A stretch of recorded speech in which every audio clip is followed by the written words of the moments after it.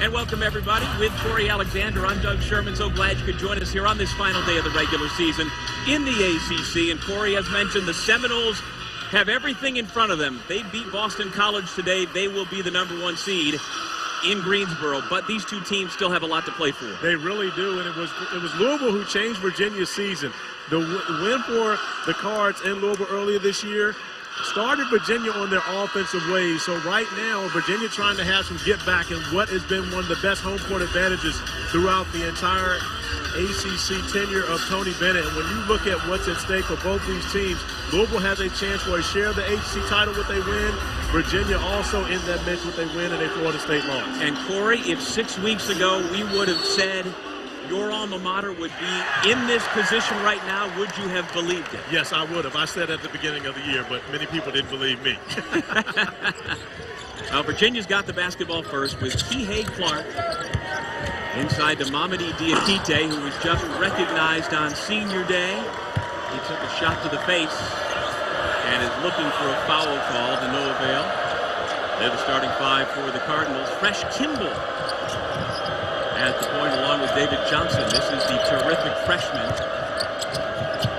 And this is the fifth-year senior. Grad transfer from St. Joe's, Fresh Kimball. You see Virginia with their patented post trap, but you've got to recognize the shooters for the Cards. The top three-point shooting by percentage team in the ACC. So when you post trap, you've got to be scrambling to get out to the shooters on the perimeter. A couple of seniors playing their final game here at JPJ. Braxton Key also recognized as part of the senior day ceremony just a few minutes ago. Here we go, senior to senior. Diakite had it knocked away, gets it back, and recovers for two. You see, there's been a focus from Tony Bennett to get the basketball inside. To Mamadi Diakite, he gets the basketball on the first two possessions, and right now, we had actually Mamadi Diakite smacking the basketball after he scored it, which most likely will be a warning for Virginia, but also had streamers coming from the stands. So a lot going on that possession, along with the conversation between Chris Mack and Tony Henderson along the baseline. Corey, we get word that it is a Louisville bench warning that has just been issued. So none of the things I just mentioned, even though there were so many, but that was part of the conversation between Tony Henderson and Chris Mack. Louisville in its black with a red lettering and white trim. UVA as usual in its own whites here in Charlottesville. And the first time these two teams met was just about a month ago, February 8th. And Louisville, led by Coach Mack, won that game 80-73. And you really wouldn't have expected that. These are two tremendous defensive teams. Do you think we could have another shootout here this afternoon? I don't believe a shootout happens here this afternoon. One, because Virginia on its home floor, it doesn't benefit Virginia to get into a shootout with Louisville. I believe we'll see another low-scoring game in which both these coaches told us that was uncharacteristic, but that was a season-high points put up by Virginia and also a season-high point score by Virginia in that 80-73 defeat. Enoch had a big game against Virginia the first time around. And the other part of that center tandem for Louisville, we're not sure if we're going to see. Malik Williams here today went through shoot-around this morning. The expectation is that he'll give it a shot. But Louisville's a different team with Malik Williams available. And right now, you see Virginia once again trying to get the basketball on the inside. The focus has been Diakite, and now Braxton Key with his opportunity is able to take advantage of it. And here's the first field goal attempt of the game. Well, the seniors set the tone early for UVA, 4-0 Hoos. Here's Jordan Wara, has his pass deflected back to him.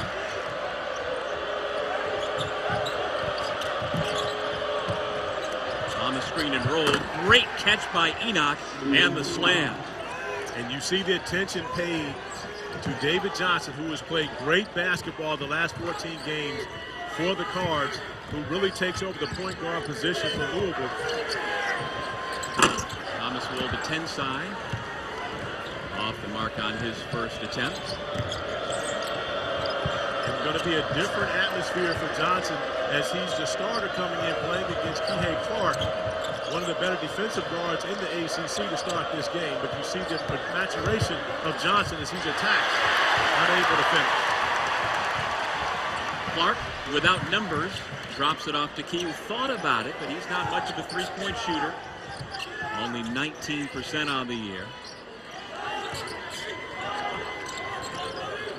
And wherever Walter Tensai goes, there's going to be at least one Cardinal right on it. Yeah, the Louisville game earlier, February 8th, will be one that Thomas Walter Tensai puts on his highlight reel. 7 3-pointers made for him, and Kihei Clark lost his shoe, so right now Louisville has numbers 5 on 4. Ends up in a wide open 3 for Fresh Kimball, unable to finish. Key clears the rebound. Is Virginia that good defensively? They only need 4 guys to be able to come up with the stop. Well, in addition to Walter Tensai, Kihei Clark also lit up Louisville in a losing effort a month ago. Able to get loose, and that game really was the spearhead of what the Cavaliers have turned into offensively. I agree. The backcourt of Clark and Walter Tensai combined for 50 points in that game, and off to a great start here for the Hoos at the JPJ.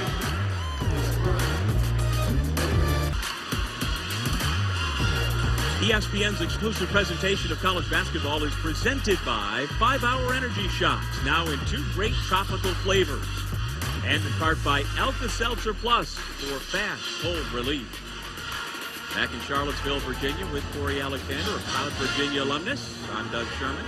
We see the senior ceremony. You also notice the greatest Cavalier of them all there, Ralph Sampson, as part of the ceremony today. Well, Ralph and Braxton Key are cousins/uncle to nephew, so Ralph escorting Braxton out, and Ralph was very integral in part of the reason why Braxton Key was able to transfer to University of Virginia and be a part of this program. But you see Mamdi Diakite, his level of improvement over his career, redshirted his first year at Virginia, and of course the maker of the biggest shot in UVA history, getting Virginia to the Final Four, where they eventually went on to win a national championship last season. Yeah, we saw that pregame, and of course the place exploded on the pass from Kihei Clark to help tie up that game against Purdue that they won in overtime to go on to the Final Four, and of course the national championship. And I'll tell you what, Corey, this is my first time here at JPJ since Virginia won the national championship.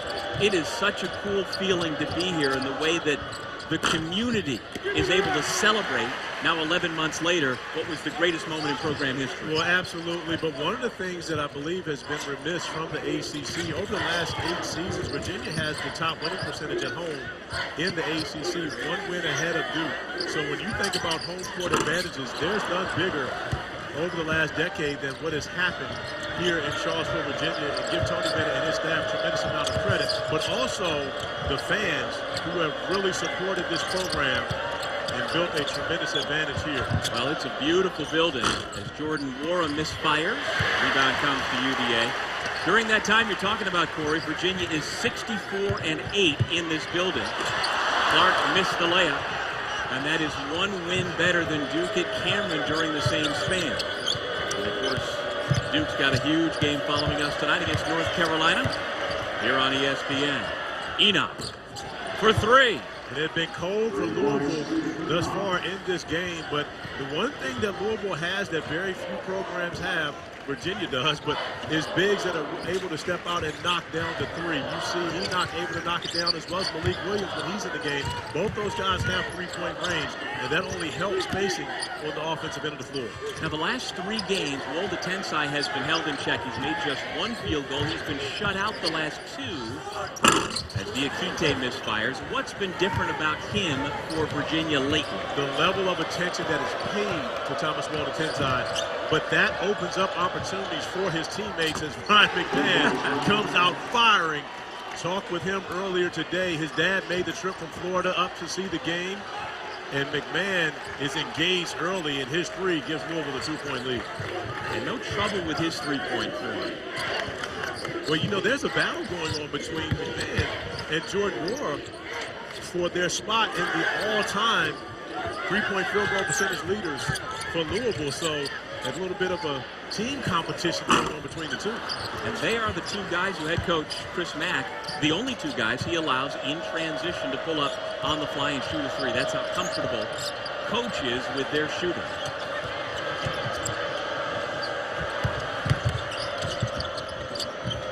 Good ball movement for the Cardinals. finds Wara, the league's second leading scorer, still looking for his first point here this afternoon. Well, you can always expect for Jordan Wara to be at the top of every opponent's scouting report. Wara, the only double-figure scorer for the Cards throughout the season, as Diakite misses badly on that three from the top of the key. Virginia's gone cold at the offensive end, trailing by 2. The Who's have missed their last 6 attempts.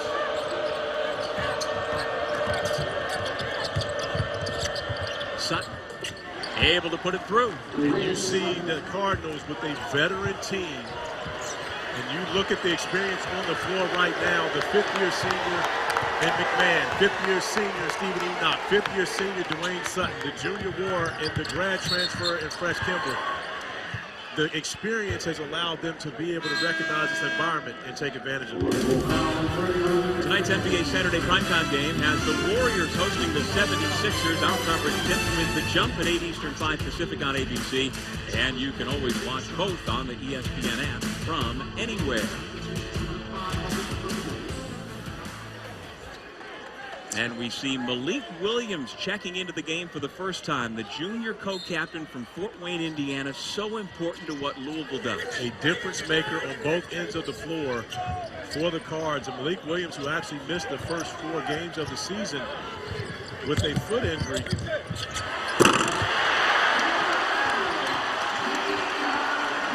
Nothing he could do about that action. Nothing I had to say. No. It's not stop me right mid-sentence with Mamadi Diakite with the nice finish, but great penetration by the Who's, getting into the paint and forcing the defense to step up and giving Mamadi a great look.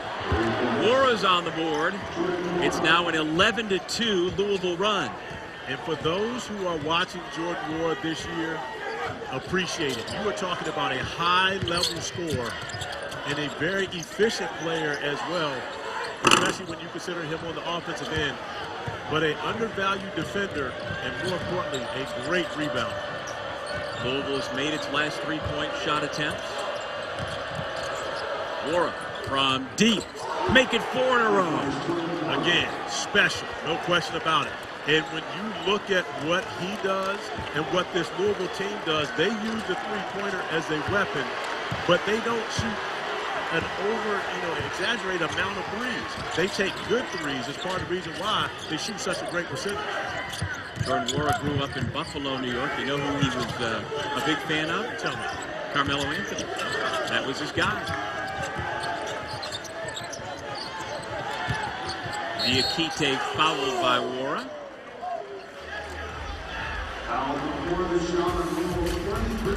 We've talked about the seniors for Virginia. Well, Jordan Wara is a junior, but I believe he will be playing his last season for the Cards, and right now he has them on a 14-2 run. What drives me is just, wanting to get better every day, just spending countless hours in the gym, just trying to perfect my game. But not only that, the better our team does, the more individual success will come, not only for myself, but for other guys on the team. And Corey Alexander, let's see how Jordan Wara is putting in a lead effort to win college basketball's highest individual honor in our Wendy's Jordan Watch. Well, Jordan Wara's had a special year. We've talked about that, averaging 18 points per game, but shooting 44%. And when you think about his ability to shoot the three, he has basically given Louisville their really only true consistent scoring option this season, but they've been a great defensive team as well, as Casey Morcell finds his way to the rim and is able to make good on his first opportunity at the rim. But Jordan Wara has been special, and I've loved having a part, being able to watch this young man grow as a basketball player. You cannot give him that much space. He's missing on that one, but he is looking. He's hunting shots right now, and when you play against Virginia, whenever you get a good look, you have to take advantage of it. And Jordan Wara's gotten off to a great start here this afternoon. And by the way, we saw in that graphic, Trey Jones is one of the other 15 finalists as they announced it today. Whittled the list down to 15, and those are the two ACC representatives, Wara and Jones. Kick ball. But you see two players from Louisville, Malik Williams and Ryan McMahon, both getting on the floor after that basketball. And one of the things that we haven't talked about, Louisville has had 6 days off. And, their schedule toward the end of the season has been different because their bye week was this week. They played last Sunday, but because this was their bye week, they haven't had many games, but they played the Monday the week before. Right. So they've had a stretch where this is only their 3rd game in about 2 weeks. And so the cards look fresh. Now, Malik Williams, who sprained that ankle versus Florida State, is not 100%, but outside of that, this is a fresh group. He's denied at the rim.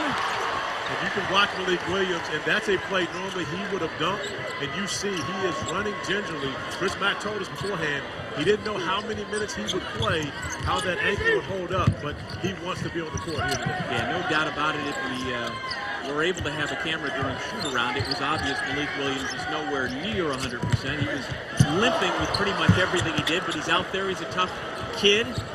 And he is making it from one end of the floor to the other, now trying to carve out some space against Jay Huff in the high post. There goes Wara on attack. Williams missed badly, and again, I think we're seeing an effect probably, Corey, of that ankle. You see it. Stephen Enoch is already at the table, but you can see early that Malik Williams isn't 100%, unable to recover. And when you don't recover to Jay Huff, that's what he's been doing. The second half of ACC play, scored the first 17 points of the game for Virginia against Miami and has not let up since. Yeah, statistically, Virginia will surprise the heck out of you. That's an offensive foul.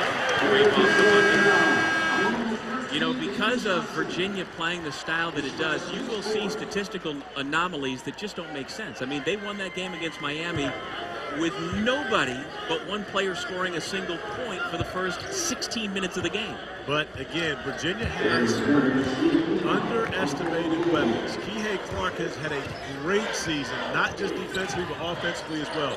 Jay Huff has had a season where he's had a breakout year and continues to get better each and every game. Mamdi Diakite and Braxton Key have been consistent.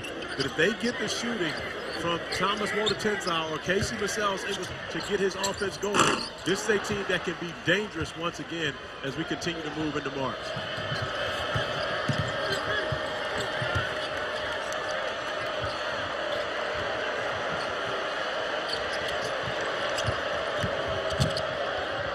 Sam Williamson off the bounce. But you look at Louisville, we talk about the weapons that they have, and now they have actually 2 of their freshmen on the floor, David Johnson, Samuel Williamson, along with Darius Perry, who has experience with this group. So that's the thing that Louisville has, is the depth, what very few teams have. Timeout here in Charlottesville. And when we come back, we'll take a look at Rutgers on the bubble. Kevin, no doubt, and here in the ACC, at the moment, Corey, we've got 5 teams in, according to Joe Lunardi. NC State, based on play last night, is back on the right side of the bubble, but the Wolfpack, among those paying close attention to a couple of tickets being punched tonight, the Mountain West Conference Championship game, Utah State, San Diego State. If you're the Wolfpack, you are rooting hard for the Aztecs to win that because you don't want Utah State, which is also on the bubble, to be a bid stealer. You're absolutely right. But, when you consider NC State, their resume, people forget about the fact that they beat Wisconsin earlier this year, a team that has a chance to, contend for the Big Ten championship. So they do have a quality win in their record. They have the win over Duke at home.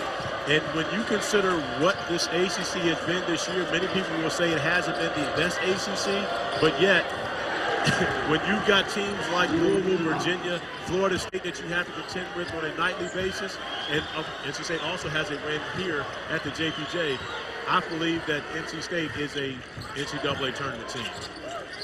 And the other conference tournament that will have its championship later on today, Braxton Key connects, is in the Ohio Valley Conference. Murray State and Belmont will play on ESPN2 tonight, 8 o'clock. So by the time we go to bed tonight, 2 of the 68 slots will be filled.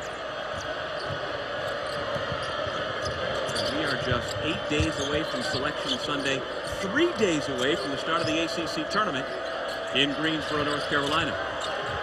David Johnson making a beautiful feed on the last pass to get Enoch the lob. Now they get the basketball back inside. Traveling violation. On the previous possession, David Johnson. I thought that was Johnson. That was Jordan Moore who made that pass. My man, Jordan, taking the page out of the point guard book, dropping a nice dime, putting it in a position where only his big man could get to it. And Jordan Moore becoming much more of a facilitator for this team. We talked about he's the only double-figure scorer by average for Louisville. And with the attention paid to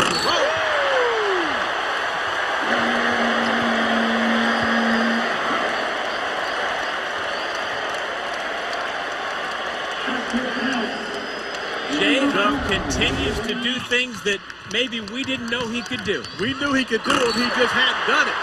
But he's doing it now. A beautiful find from Kihei Clark, made even better by the finish from Jay Huff.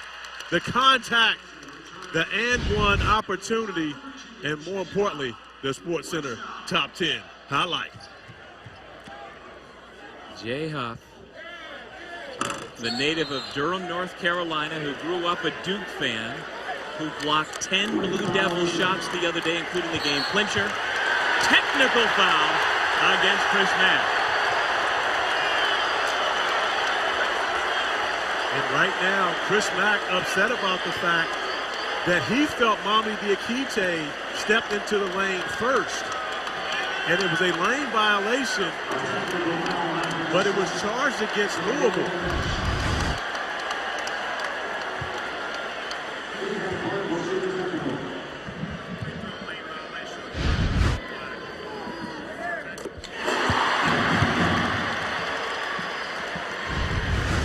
When you see the lane violation, it's Diakite and Wara, but that looks like it was Jordan Wara's foot that came in first.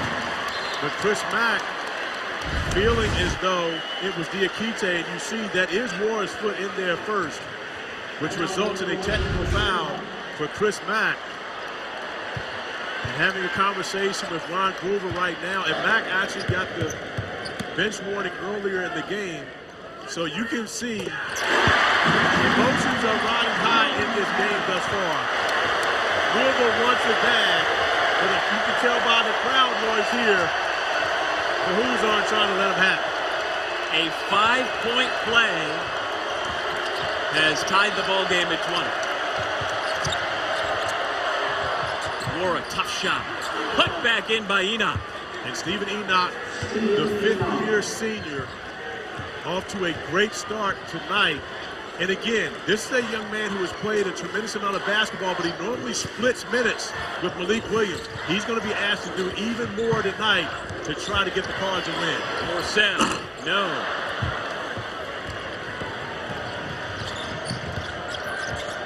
Darius Perry's come into the game. He started at the point the first 26 games of the year. Samuel Wilson coming up with a nice play to tip it back out, as the Cards will now get organized and try to run some offense to build on their 2-point lead.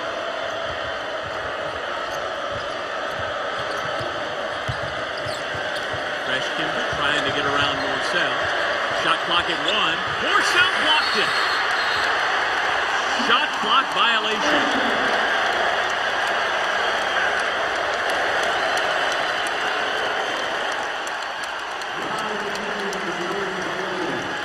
It is true the fans here in Charlottesville get more excited about a shot clock violation than a good offensive play. Well, they do, because that's the 27th shot clock violation this season for the Virginia Cavaliers, so they have a lot to cheer about. But this is a very educated crowd, and they recognize that defense is their calling card, and those plays are highlights for the group here at the JPJ.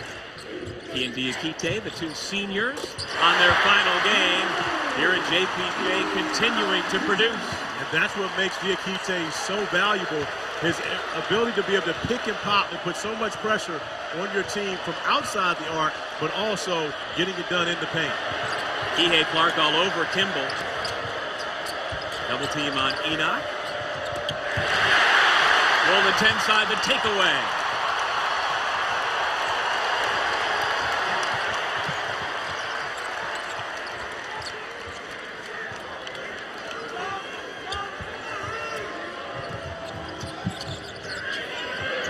Kihei Clark. 7 points, 4 assists for the sophomore point guard from Woodland Hills, California. And Chris Mack, recognizing the media timeout is coming, does not want to burn a timeout here. But Virginia finding the momentum and starts with Kihei Clark defensively, and Clark also getting it done on the offensive end. Enoch, he's been a big answer. The fifth-year senior from Norwalk, Connecticut, already into double figures. Great touch by Enoch as well, and also finding him on the roll by Fresh Kimball. And Kimball's got his hands full right now. Kihei Clark has ratcheted his defense up quite a bit, full court. And that's not something you see a lot from Virginia, but Clark and Morcell have the ability to do that.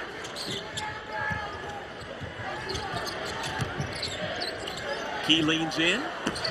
Tough shot. He was looking for a foul call.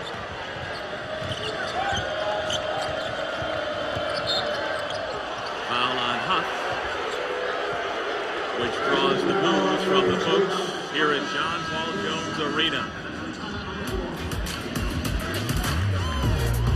ESPN's exclusive presentation of college basketball is brought to you by Bass Pro Shops and Cabela's. Your adventure starts here.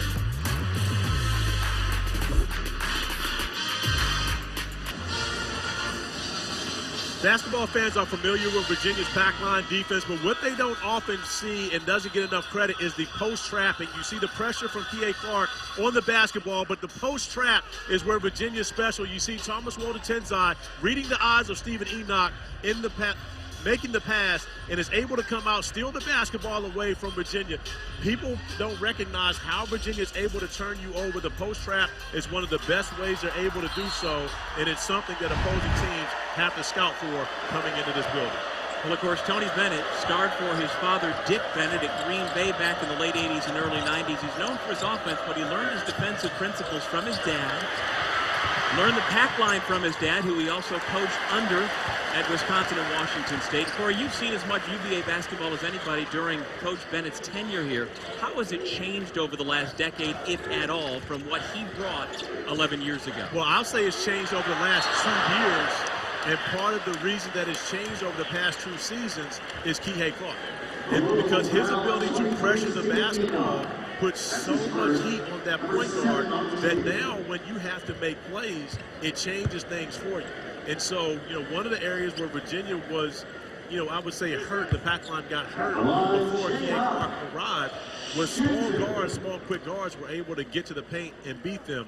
But Clark has taken that out of the game. Coming up next, right here on ESPN, it's North Carolina and number 12 Duke at Cameron Indoor Stadium. Their first meeting of the season on February 8th was epic. And let's see what they have in store for us tonight in Durham. Follow us here on ESPN. 27-24, Virginia with the lead. Louisville with the basketball. But you see Kihei Clark picking his spots as to when he will go after the opposing point guard. That time, releasing the pressure, allowing David Johnson to get it into scoring position. And Clark, who plays 37 minutes a game, second most in the ACC, has to be picky and pick and choose when he decides to go 94 feet. He has to do so much for his team, and the ball is in his hands the majority of the time on the offensive end of the floor as well. Well, on a defensive possession-by-possession situation, is that determined by Kihei, or is that determined by Coach? Wait a minute. Kihei went to the post on him. Hold on. I'm sorry to interrupt you, but that I have not seen. We've been talking about Kihei Clark and all that he does, but the post game, I have yet to see that he's bringing it all out for senior night, even though he's only his second year. And you do not need to apologize to me for that. Williamson, no. Diakite up to the rim for the rebound.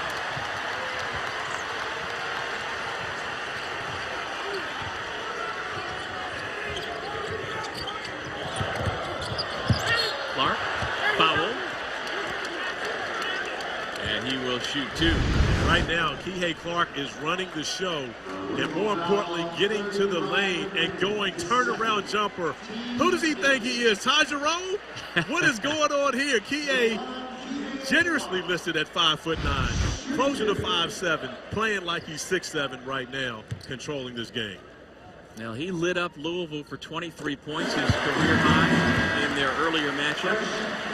Last 8 games, he has been filling up the stat sheet as well. Coming up on the Jeep Halftime Report, we'll catch up on these stories. Battle for the top seed in the ACC. And Kansas, number 1, survives a scare. Can't say the same for Baylor. And now you watch Kihei Clark getting up full court, putting the pressure on David Johnson. But the difference is Johnson not turning his back. For a point guard, if they can make you turn your back, that takes you out of your game. Fresh Kimball was turning his back. David Johnson guarding it straight up. Well, the Penn side couldn't save it to a teammate. But the shot clock did reset, so they're saying that Virginia regained possession. And now you've got a full shot clock for Louisville on this possession.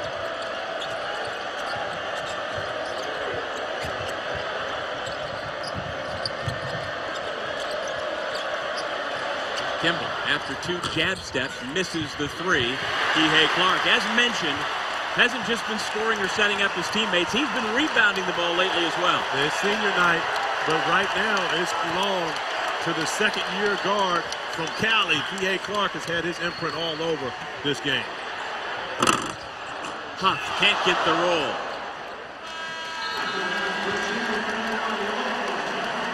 The Cavaliers on a big run heading into the locker room enjoy a 7-point lead. You see Kihei Clark, 11 points, 3 for 6 from the field. Jay Huff, 8 points. Mamadi Diakite with 6 points. Virginia operating on all cylinders, offensively and defensively. Let's send it to Reese Davis and the Game Day crew for halftime. Welcome back to Saturday Showcase presented by 5 Hour Energy. Getting ready for the start of the second half here in Charlottesville. Louisville down 7 in this matchup of top 25 teams. And welcome back, everybody, with the pride of Waynesboro, Virginia. Corey Alexander, I'm Doug Sherman. You know, Louisville was hitting shots early. They opened up a 16-8 lead, but then seemingly it switched right over to UVA. It did. Jordan Moore was able to get going, knocking down 2 3-pointers in that run for Louisville. And you see off of great ball movement, Moore is able to knock down the 2 back-to-back 3-pointers, put Louisville out on the run, and a nice find to Stephen Enoch, who has had a very good game to start it off. But Kihei Clark facilitating the nice finish by Jay Huff on the alley-oop, and then Clark getting into his bag, going into the post, the turnaround jumper over Ryan McMahon. And Kihei Clark has really been a maestro behind the control of this game here in the first half. And Enoch is 5 of 6 from the floor. The rest of his Louisville teammates a combined 5 for 20. And for Coach Mack, that obviously has to change in the second half. Well, it does have to change, but also when you look at the 14 points off turnovers for Louisville, Louisville only had 6 turnovers in the first matchup between these two. 8 first-half turnovers here today. There you see what's at stake in this huge game to close out the ACC regular season. Both of these teams come in with a chance for at least a share of the regular season crown. Shot was blocked from behind. But Louisville starts the half with another turnover out of that post trap. And right now, Stephen Enoch having a difficult time when he catches it on the block. And you see Virginia is going to stick with it, but you have to recover to this guy. Flores now 2 of 10 from the floor. And that's not something you see a lot of, offensive rebounds against Virginia. They do a great job of finishing defensive possessions. Nice job defensively by Key. Yeah, but continue to stick with the effort defensively. Braxton Key runs back holding that left wrist. That's the wrist that he injured early in the year that caused him to miss a number of games, including the South Carolina game that broke Virginia's 22-game non-conference winning streak here at the JPJ. Kihei Clark under control for 2 more. You know, and Kihei Clark does not have the reputation of being a shooter, which is part of the reason why teams go under screen and rolls on him. But he's improved so much as a shooter this season. I believe people are going to have to start trapping him to run him off of those easy looks.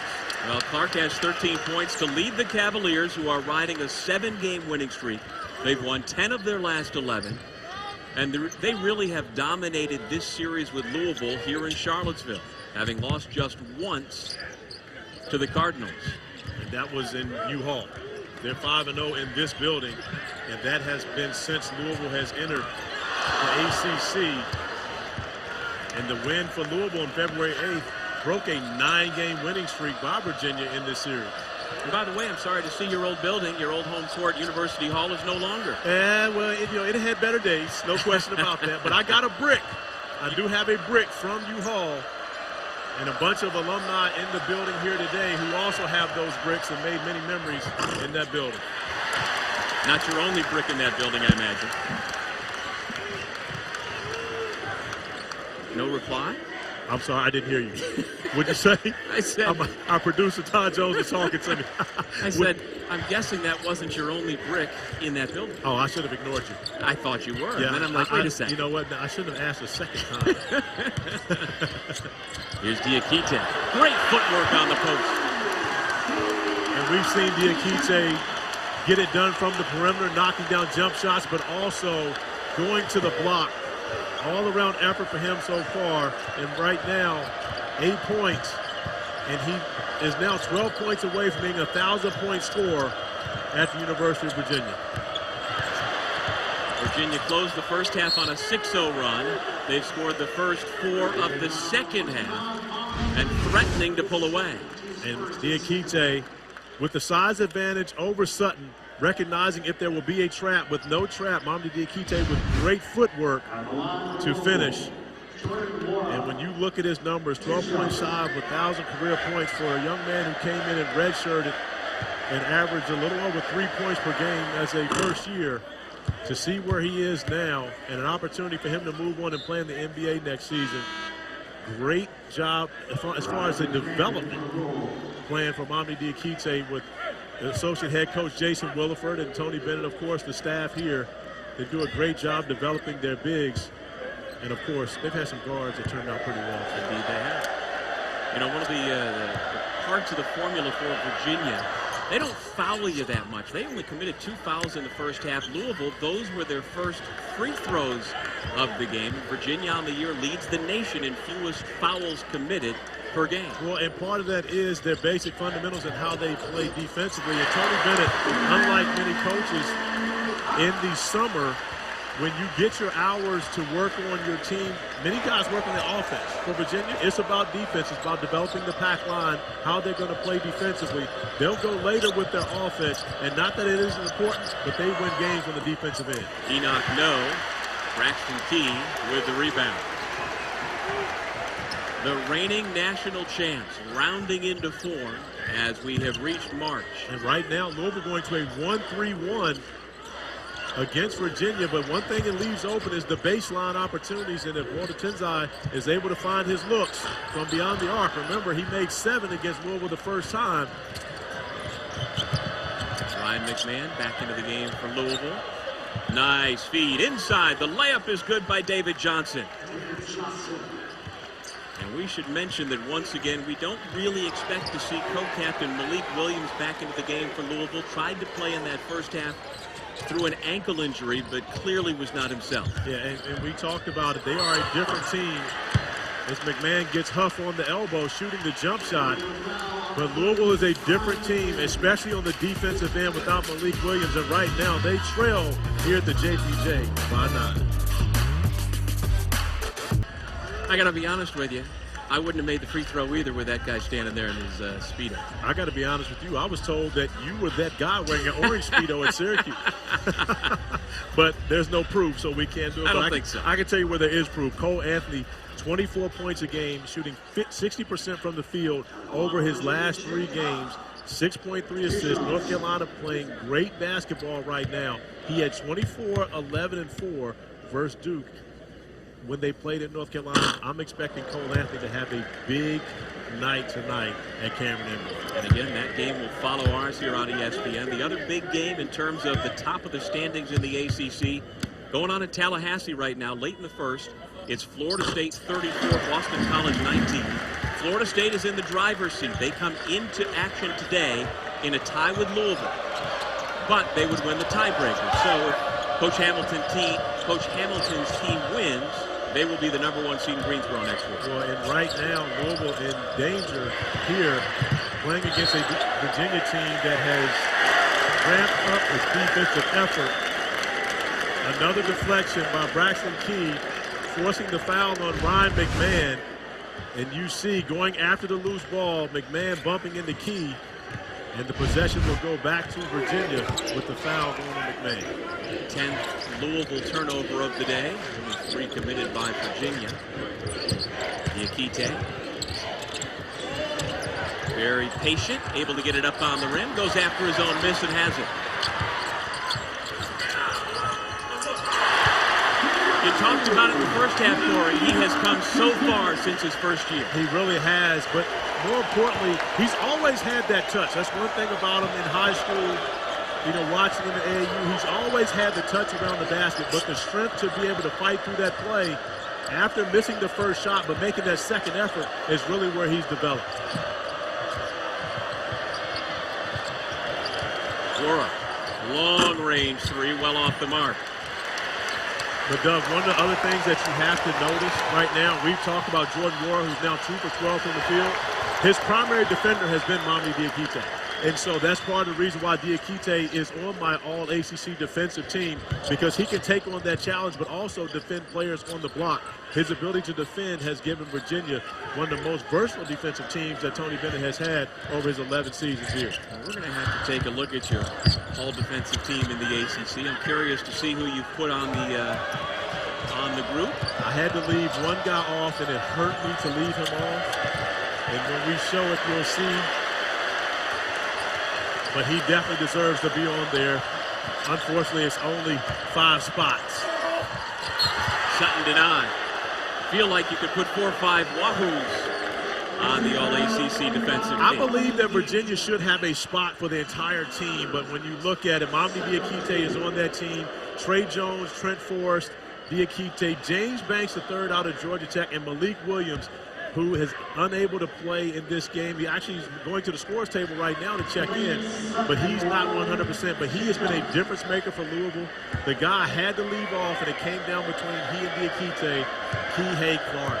The two of these guys make Virginia special on the defensive end of the floor.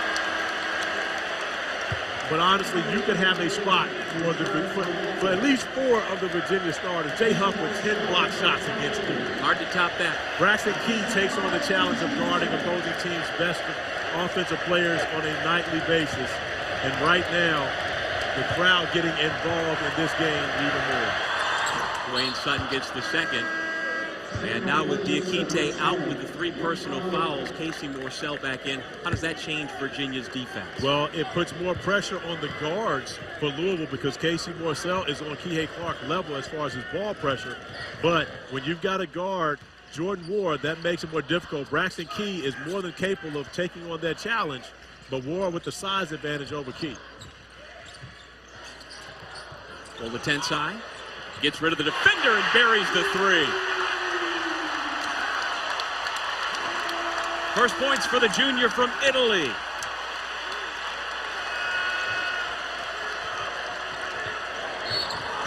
And he's called for the foul that will send McMahon to the line, shooting 3. Thomas Tensai, who hit 7 threes. First Louisville in game 1, knocks down his first 3. But right now, Ryan McMahon having to try to recover over that flare screen. Finds himself in a bad position trying to recover to a shooter. Tensai making him pay. And based on the crowd's reaction, I'm guessing you know what the Jumbotron showed. The worst thing to ever happen to officials. These giant Jumbotrons, these beautiful scoreboards that every ACC arena seems to be putting in their home bases. The worst thing that could ever happen to officials. A great group of officials we have here tonight. Tony Henderson, Clarence Armstrong, Ron Groover done a great job in this game. And again, each and every one of these people booing, none of them are perfect on their job. Including you and me. Wait, well, I said them. I said nothing about me. What it also did was sent the best free throw shooter in Louisville basketball history to the line. And you knew Ryan McMahon was going to make good on all 3. Now he's gone to the bench, replaced by Fresh Kimball. It's his job to chase Tensai. But the problem for Louisville is with McMahon being the shooter that they need on the floor to make this comeback. But McMahon hurts them on the defensive end of the floor. That's, the confusion that Chris Mack has to deal with. Does he keep McMahon on the floor? Because you've seen Kihei Clark go at McMahon. Yep. You've seen Casey Morcell go at McMahon. You've seen it all year. And that's the thing. That's really been the struggle for, McMahon this year, is guarding defensively, because he gives Louisville a presence on the offensive end of the floor that's undeniable with his ability to be able to shoot the three. Cody Statman in, and Kihei Clark. As we get closer to the under 12 media timeout, we'll get a break.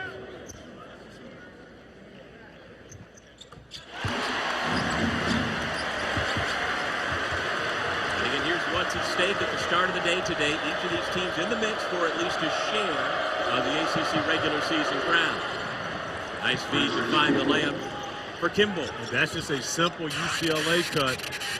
And Walter Tenzai getting caught up, and Kihei Clark actually getting a break right now. And this isn't something that you see often. We mentioned 37.1 minutes per game, second in the ACC. And you see Virginia's offense sputter just a bit without him on the floor. And Tony Bennett risking it right now, trying to get to the next media timeout and getting Clark just a little bit of a break, but he will most likely be back in after that media timeout for the remainder of this game. Well, in previous iterations, Virginia had more than one ball handler on the roster, but as it's constituted this year, he's really the guy. He is, and they play differently on the offensive end of the floor. Tony Bennett's never had a ball-dominant guard like he's had with Clark as far as his ability to make plays for each and every one. And right now, Louisville struggling offensively. The turnover, miscommunication between Williams and Nora gives it back to Virginia with an 11-point lead. Indeed, and that's what we're looking at this point, Kev, with under 12 minutes remaining. Louisville trying to figure out how to come back against a Virginia squad that's played very well since about the midpoint of the first half today. Right now, Louisville getting Darius Perry in to take on the assignment of guarding Kihei Clark, who has been everything to Virginia for the first 28 minutes of this game.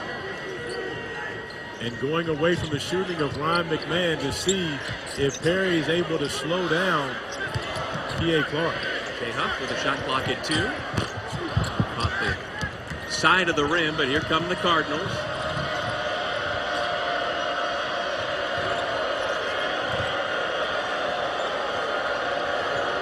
Darius Perry's come back into the game. He puts up the 3. And a rebound, Kihei Clark. And a good look for Darius Perry. He's capable of making those shots. Unable to knock that one down, but he's going to have to step up and take those shots right now, because I'm not sure Chris Mack can afford to play McMahon much over this final 10-minute stretch, just because of the way Virginia has attacked him on their offensive end of the floor. Again, the shot clock a factor for UVA. Statman to the left hand, no. Laura, dump it off, and a foul is called. Tonight, UFC 248 in Las Vegas, highlighted by 2 title fights. Undefeated middleweight champ Israel Adesanya takes on Yoel Romero. And first ever Chinese champ Zhang Weili defends her strawweight belt against Joanna Jędrzejczyk on pay-per-view at 10 Eastern, 7 Pacific. Order the main card in English and Spanish. Go to espnplus.com/PPV. And be sure to download the ESPN app if you're watching on your mobile device. ESPN or ESPN Deportes will have the prelim starting at 8 Eastern, 5 Pacific. That was a Emmy Award-winning read right there. That was impressive. Well, at least I was able to get through it. They gave me 3 days to prepare for it. Gave me the pronunciation. Necessary. And you didn't interrupt, so I was able to get through it. Well, you're welcome, because that's the last time that's going to happen. You're just afraid I was going to hand you that card. Oh, no. I would have thrown it. Someone behind us would have had to read that. Well, if Louisville's going to get back in it, they've got to take care of business at the free throw line. And you mentioned they don't get there much. When you play against Virginia, there aren't going to be many fouls and many opportunities at the free throw line. So when you get there, if you don't, that's almost like empty possessions. Diakite avoids the double team and lays it in. Oh, and he he went back down the floor, letting him know Darius Perry too small to guard me. Now, I'll tell you, Darius Perry is one of the toughest guys on the floor. If he saw that, that might be a harder foul coming to Diakite next time. Well, I'm glad you translated for me because I wasn't sure what he was doing. You didn't know about the too small? I've never been on the other end of it. Oh, because you're a big guy. Exactly. I got it. Okay. Jordan Wara into double figures with that triple. And we've got a timeout here at JPJ.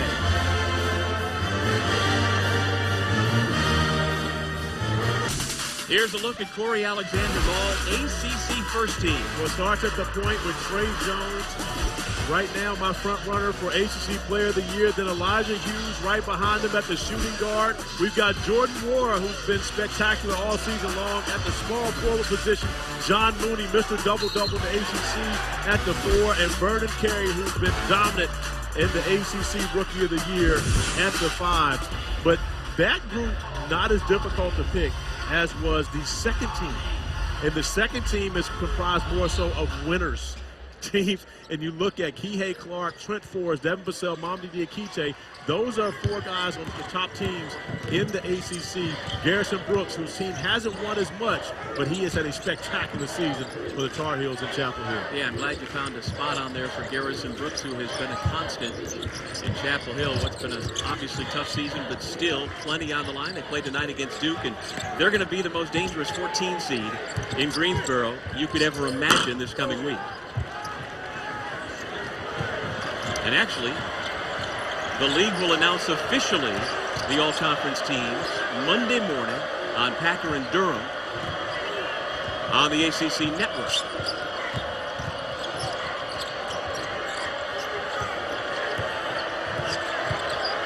Fresh Kimball going, Kihei Clark going back down game. The turnaround jump shot not as pure as Kihei's was earlier. What's up with the small point guards trying to play in the post today? What's going on with this? Well, he's still thinking they're playing Miami, and he is going against this shorter point guard, perhaps, at this end. Tell you what, Chris Light's getting hurt in that Miami game. Yeah. Helped Virginia because he was having a good one. 16 points for him before he left the game with injury. Took a shot to the face. Some friendly fire. Traveling violation against Braxton Key. See, he's still got a wrap on that left wrist. He had surgery earlier this year, and the bandaging has gotten smaller and smaller. Is he 100% to you, Corey? No, he's not 100%. I mean, and again, when you have an injury like that, you're rehabbing constantly throughout the entire year. There's no way for him to really be able to get to 100%. We saw him grabbing at that wrist earlier in this game, so every time you take a hit, it's going to be a problem. And right now, Chris Mack recognizing they need offense. Jordan Wara, who's had his hands full dealing with Mamdi Diakite, is able to create a bucket on his own, but Ryan McMahon now back on the floor and having to guard Cody Statman, which is a more favorable matchup for McMahon. Kihei Clark got caught under the rim, but got the foul call to bail him out. Personal goes against Darius Perry. And these are plays that Kihei Clark wouldn't have made at the beginning of the season, but Tony Bennett has given him so much confidence with the basketball in his hand that he now is starting to pick and choose when his times are to be aggressive for himself offensively, and then when he needs to facilitate for his team. He's made 2 game winners during this 7-game winning streak for Virginia, and so continues to play confident basketball. You look at the Louisville bench. I love the fact that Malik Williams, who isn't 100%, but is up and talking to Darius Perry about what he needs to do on the defensive end of the floor. Chris Mack told us today our team is nowhere near as vocal when Malik Williams is not on the floor. A great leader, especially on the defensive end, from behind his teammates. Corey, Virginia is now 12 of 13 collectively at the line so far today.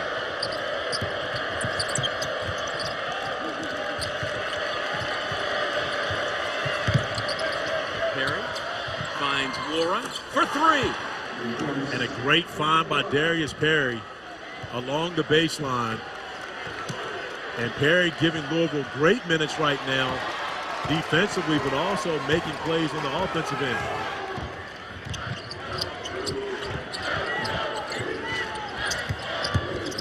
key. A lot of contact. It's a blocking foul. Louisville hanging around with 7:26 remaining. Coming up next right here on ESPN, it's North Carolina and number 12 Duke at Cameron Indoor. The first meeting of the year was memorable, to say the least. Let's see what they've got in store for us tonight. Following us here in Charlottesville. Victoria Alexander, I'm Doug Sherman. Virginia holding on to a 6-point lead in a game with a lot on the line. 4 teams came into this final day of the regular season atop the ACC standings, all within 1 game in both Louisville and Virginia, with plenty at stake. And I had BC on Tuesday night playing at home, and they had 3 guys out. And going into Florida State, trying to get a win at the Donald L. Tucker Center, where the previous 20-plus teams going in there have taken losses, and I knew that was going to be a tough matchup for them. Now, that game is not over. It's halftime, but Florida State has a sizable lead. But honestly, I feel like Florida State has been the best team in the ACC all season long, and they have a chance to win it outright with a win at home and a Louisville loss here right now. And Virginia trying to finish off the cards, but Louisville fighting back, making this a 6-point game with the basketball, trying to cut even deeper into that lead. With what you just said, Corey, does that make, in your mind, Florida State the favorite in Greensboro as Laura continues to produce? I'm going to say no. And the reason why I don't think that they're the favorite, and again, I don't think there is a favorite.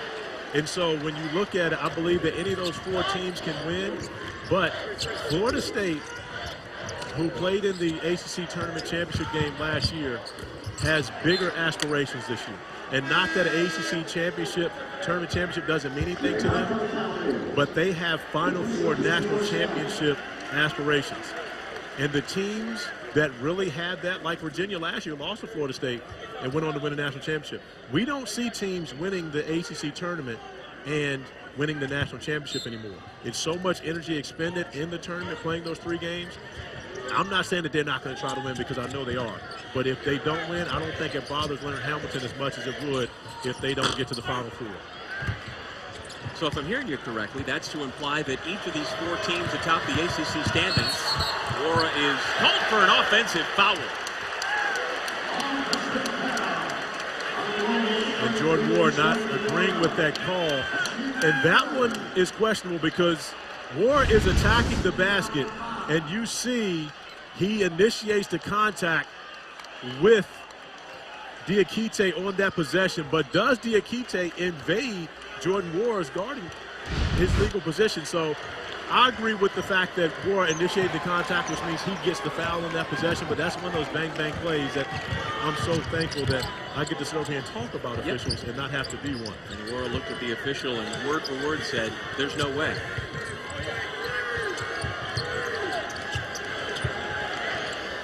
Well, the 10 side, a little strong, and Louisville has a chance to make it a 1-possession game. This is the closest it's been since about 5.5 minutes remained in the first half. And right now, McMahon has to take advantage of this. Jay Huff is a great defender, but he lets Huff off the hook and not trying to drive past him and create something.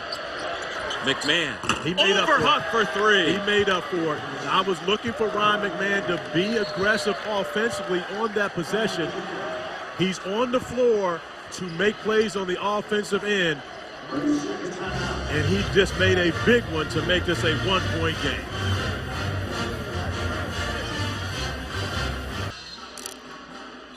Ryan McMahon does not take advantage of the mismatch he has on the perimeter, but makes a smart play of going and setting the screen and roll. Fresh Kimball pointing it out.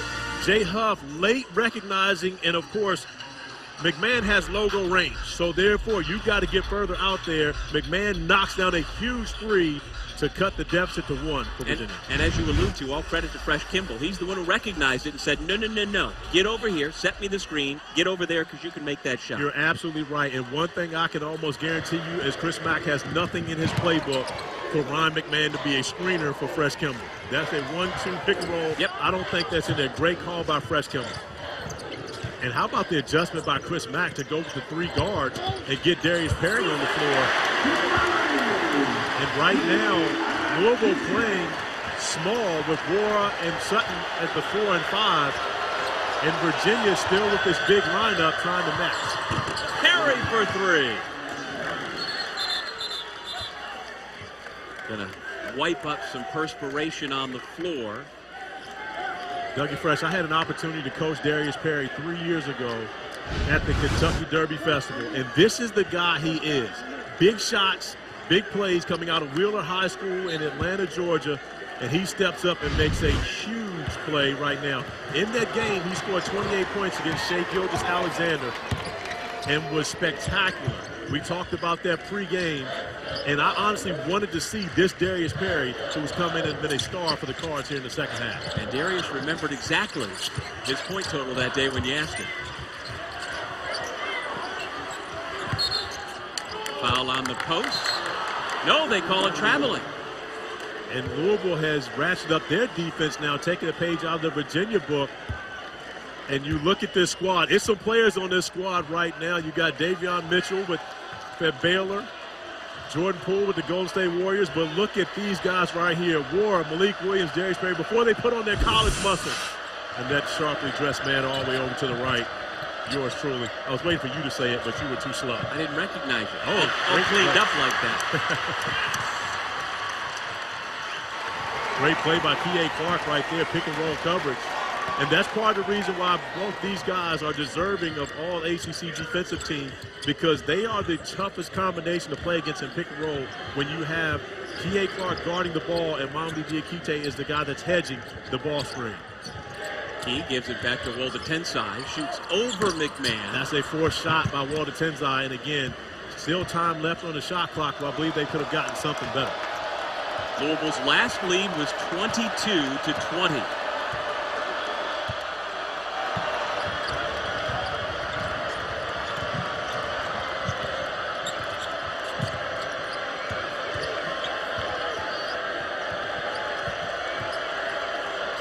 Kimball, no. And just like I said with Walter Tensai, same thing for Louisville, a wasted possession, dribbling by a fresh Kimball.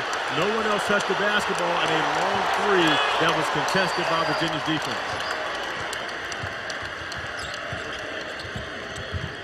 Clark has it poked away, gets the basketball back with 12 on the shot clock. Walter Tensai into traffic, the kick out, Key. Clark gets himself free for an open two. And the back tap gets it back out to Virginia and Braxton Key. Intelligent play by Diakite, knowing he couldn't get to the basketball, gets it out to his teammates, and 20 more seconds on the offensive end of the floor for Virginia. Shot clock at 3. Kihei Clark. It's a shot clock violation. Darius Perry getting it done defensively. A great defensive stand by Perry. And we come back, we'll talk about the Texas Bubble Update. Kevin, that's certainly the hope, and what we have going on here in Charlottesville is Louisville trying to come back from what was a 9-point deficit just about 6 minutes ago, Corey. And if they can do it, Louisville, win or lose for Florida State, will claim a share of the regular season ACC title. And what a chess match between two of the great coaches in the ACC.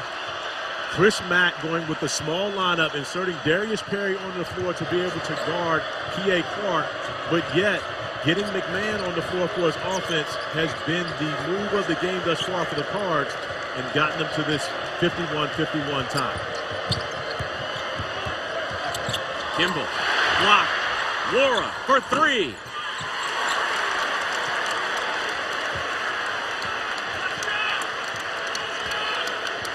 Kihei Clark in no hurry with 2 minutes on the clock.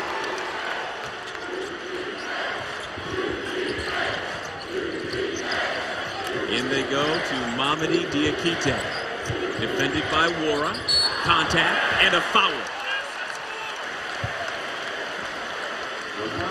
Sports Center later tonight after Washington, Arizona basketball. With John Anderson and Kenny Mayne, they will take a closer look at Trae Young and the Hawks taking on John Morant and the Grizzlies. Plus, Duke stunned North Carolina twice on February 8th. Could this game top that one? And UFC 248 post-fight coverage with the men's middleweight and women's strawweight titles on the line. Sports Center after Pac-12 Hoops on ESPN and the ESPN app. Mamadi Diakite shooting 70%, 76% from the free throw line on the season. Misses the first, but Jordan Moore picks up his 4th foul, trying to defend in the post. Diakite able to put Virginia back in front.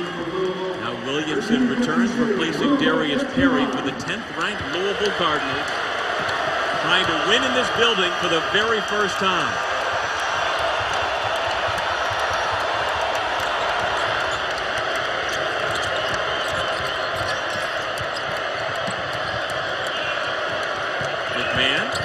Tough shot for the lead, no. Out of bounds, Virginia basketball. And I don't mind the shot, but it does hit the rim, and when you see the officials will go over and check, and that does look like it goes off Sutton last underneath out of bounds. But I don't mind the attack by Ryan McMahon, but that's one where if there's nothing there, pull it back out. And again, he has that in his repertoire to be able to shoot the wrong foot, right hand layup high off the glass. And as we look at this replay, I'm not sure there's enough here. It was called Virginia's basketball. Well, now that you think about it, there's Diakite's hand on it last as it goes off. From that angle, it looks like it's off Louisville, but this angle, as you see, is Diakite's hand on it last as Sutton smacks the basketball off the fingertips. So with it being that close, I'm not sure there's enough information to be able to overturn it. So I think that basketball will stay with Virginia coming out. But great officiating crew. Ron Brewer, Tony Henderson, and Clarence Armstrong going to take their time to deliberate. And indeed. So Virginia will have it with a 1-point lead. 91 seconds remaining in regulation. The Cavs led 49-40 with 8:06 remaining. Louisville went on an 11-2 run to tie it. A Virginia free throw has the Wahoos back in front.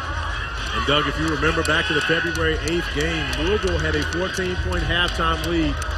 And Virginia actually came back in the second half of that game to take a lead before Louisville went on a 13-2 run over the last 3.5 minutes to finish it off. We've seen that here. Virginia getting out to the big lead. Louisville racing back for Virginia to take the lead once again. We'll see how it plays out in this final minute 20. Well, that first game was more the Louisville tempo. They won 80-73. This one today more to Virginia's liking. Key tried to find Diakite, who had cut off his route to the basket. And Louisville gets it back with a chance to regain the lead. And right now, the crowd wanting the officials to go look at that and see. But it was, as I believe they're actually going to do that to see if Braxton Key throws that off of War. And you see the replay, one of the first things you look for is you see, does the basketball change directions? And right now, that does not look like it changed direction to spin at all. No. That's going to go to Louisville, stay with Louisville. So right there, that angle, it doesn't move as far as the rotation on the basketball. And that's one of the things the officials always look at. A great angle here. Hey, my camera crew is better than your camera crew. I don't care who you are out there. Our guys are doing a great job here today. And another telltale sign to me is that Braxton Key and Mamadi Diakite didn't argue the call. They looked at each other to say what happened on our miscommunication. They weren't trying to say, hey, that went off of the defender. Correct. It was actually Thomas Wodatenzai who was the one asking for the look. As you see, Key throwing in the pass. And Wara actually tried to kick the basketball but missed because he felt like he was beat back door, but miscommunication between Diakite and Key on a crucial play for Virginia that gives the basketball back to the Cards with an opportunity to take the lead. The Wahoos have made just one field goal in the last 9 minutes and 15 seconds and yet still lead this basketball game by a point.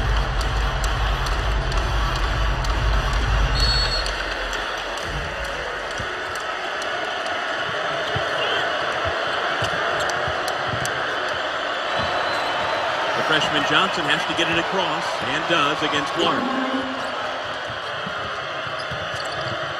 The lob, deflected, Enoch has it, and it's taken away by Jay Huff.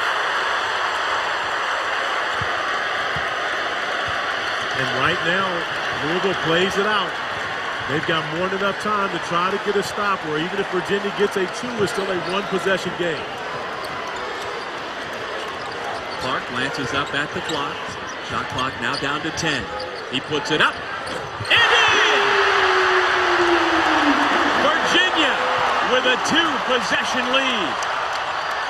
Carey unable to answer. And the Wahoos have the basketball.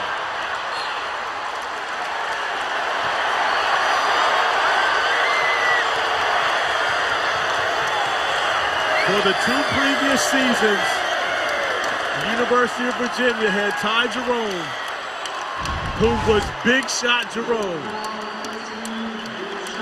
The baton has been passed to Kihei Clark, who makes his 3rd huge, possibly game-clinching shot for Virginia during this 7 and what could soon be 8-game winning streak.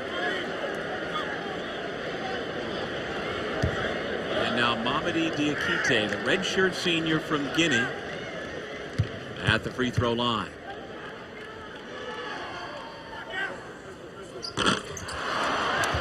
Missed the front end. Louisville gonna have to hurry.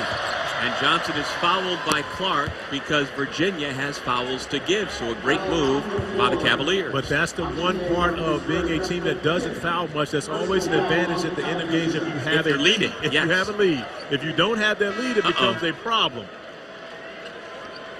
Only the 5th team foul against the Cavaliers.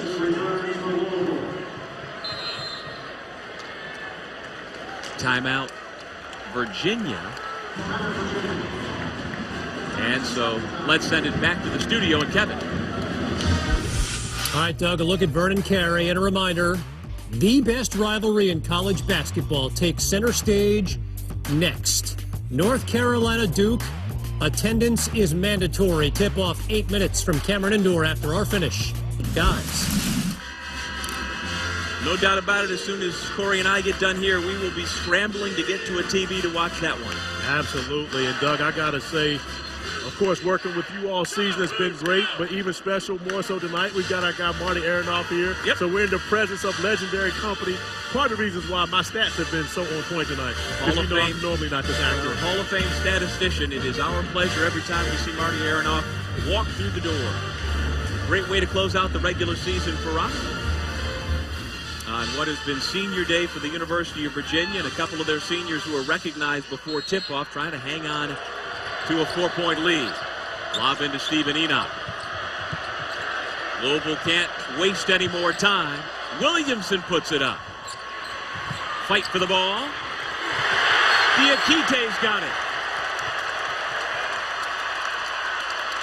And the Virginia Cavaliers are less than 4 seconds away from capping off an improbable turnaround to their season.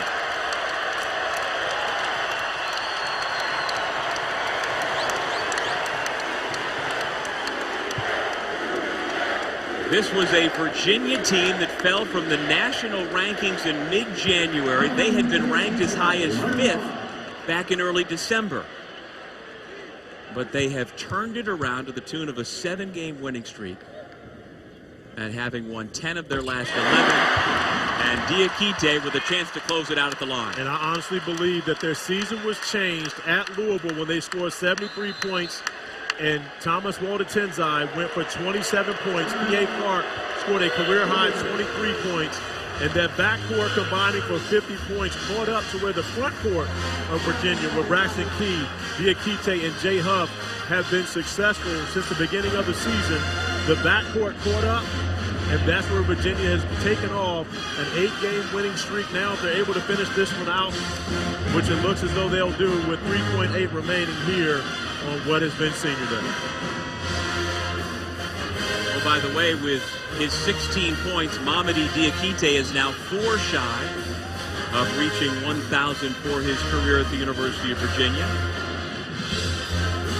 And at this point for Tony Bennett, his team is staring at a 23rd win of the year, looking to go to 15-5 and pull into a tie with Louisville for what will likely be second place in the regular season if that Florida State-Boston College score holds. And then most likely, if that's the case, you would look at, I guess you would have to say, does Virginia get the tiebreaker because they have a win over Florida State and Florida State swept Louisville? Is that how that works? So Virginia would go to the 2 seed, Florida State is the 3? I'm going to give it to Kevin Connors in a few minutes and let him figure it out. Fair enough. And again, keep in mind, we'll get you to Cameron Indoor Stadium for the Duke-Carolina game just as soon as we're done here in Charlottesville. Diakite now with 997 career points. Enoch able to save it. Shot before the buzzer is good. It's a 3. And a timeout called with 0.3 of a second still remaining on the clock. And I'm not mad at it. You still have to take the basketball out 94 feet.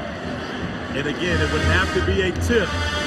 But Chris Mack going to get every ounce out of this game. And I believe the officials are going to go over and look to make sure that 0.3 is the right amount of time on this one. And as my guy Mike Eads texts me, 0.3 is only enough time for a tip. You cannot catch and shoot. You have to have at least 0.4 to be able to catch and shoot. So, Ron Groover giving me a quick tutorial right now. And I made the mistake on that before, so you're right, Doug. I'm not perfect. No, you did not. Come on. So Enoch catches it. The clock starts immediately out to Williamson, who knocks down the 3. And I believe they got that right on point. 0.3 seconds will be the time, with not enough time to be able to catch and shoot, which means a three-pointer is not possible for Louisville, even on a steal.